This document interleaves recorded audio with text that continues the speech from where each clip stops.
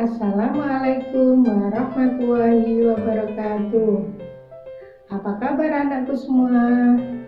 Mudah-mudahan kalian semua sehat selalu.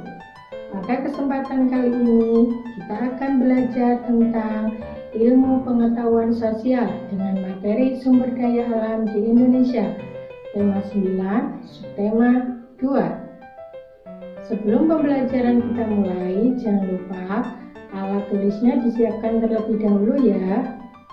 Selamat menyaksikan video pembelajaran berikut ini. Adapun tujuan pembelajaran hari ini adalah siswa dapat menjelaskan sumber daya alam di Indonesia. Siswa dapat menjelaskan pemanfaatan sumber daya alam.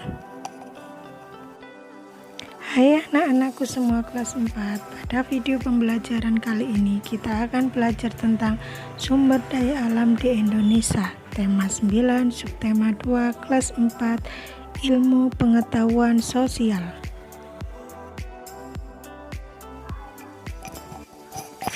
Sumber daya alam berdasarkan sifatnya dibedakan menjadi dua. Yang pertama, sumber daya alam yang dapat diperbarui dan sumber daya alam yang tidak dapat diperbarui. Sumber daya alam yang dapat diperbarui adalah sumber daya alam yang jumlahnya tidak terbatas dan dapat dimanfaatkan terus-menerus. Contohnya angin, air, tumbuhan, hewan, dan sinar matahari. Sumber daya alam yang tidak dapat diperbarui adalah sumber daya alam yang jumlahnya terbatas dan apabila telah habis dipakai membutuhkan waktu yang lama untuk menyediakan kembali. Contohnya minyak bumi, gas alam, batu bara, emas, perak, dan lain-lain. Berdasarkan jenisnya, sumber daya alam dibedakan menjadi dua, yaitu sumber daya alam hayati dan sumber daya alam non-hayati. Sumber daya alam hayati adalah sumber daya alam yang berasal dari makhluk hidup. Contoh sumber daya alam hayati adalah hewan dan tumbuhan. Sumber daya alam non-hayati adalah sumber daya alam yang berasal dari benda-benda mati. Contoh fosil, mineral, matahari, udara, dan air. Sekarang kita akan belajar tentang sumber daya alam berupa barang tambang.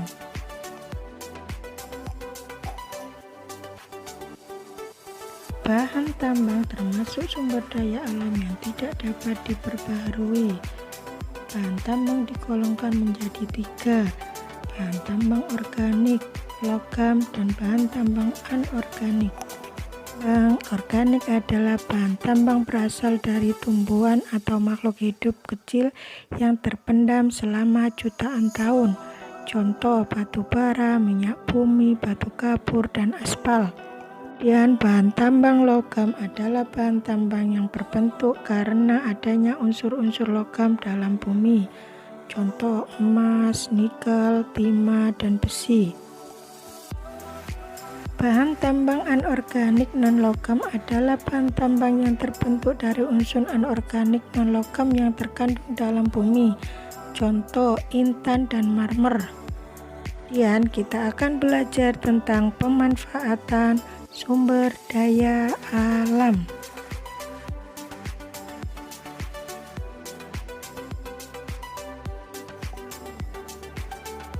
Sumber daya alam dapat dimanfaatkan secara langsung maupun tidak langsung.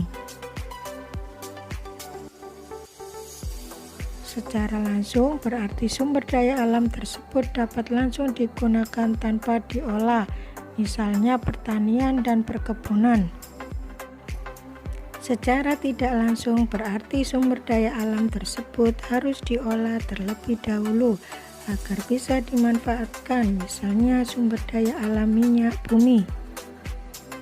Contoh pemanfaatan hasil pertanian: padi, singkong, kentang sebagai makanan pokok, jagung dan kacang tanah sebagai makanan pokok dan makanan ternak, kacang kedelai sebagai tempe, bawang merah dan bawang putih sebagai bumbu dapur.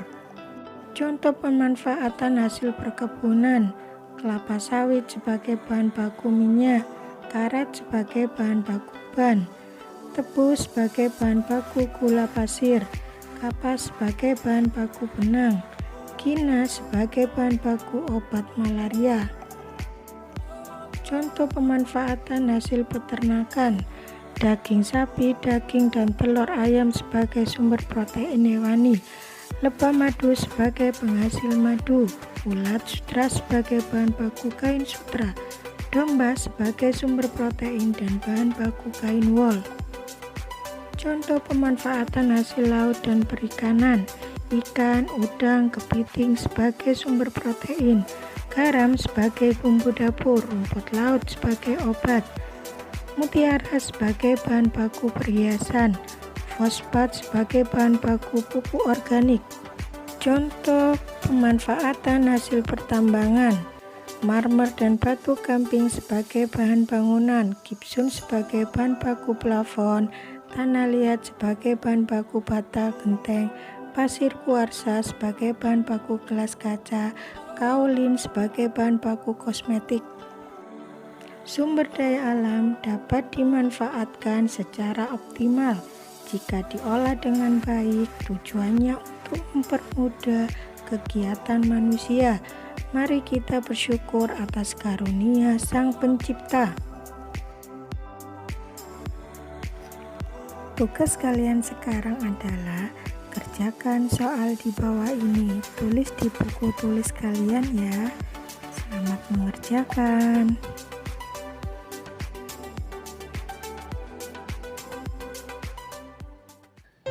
Demikianlah pembelajaran hari ini. Mudah-mudahan bermanfaat untuk kalian semua. Jangan lupa tugas yang diberikan dikerjakan dengan baik ya. Jangan lupa tetap jaga kesehatan, tetap semangat. Wassalamualaikum warahmatullahi wabarakatuh. Sampai jumpa.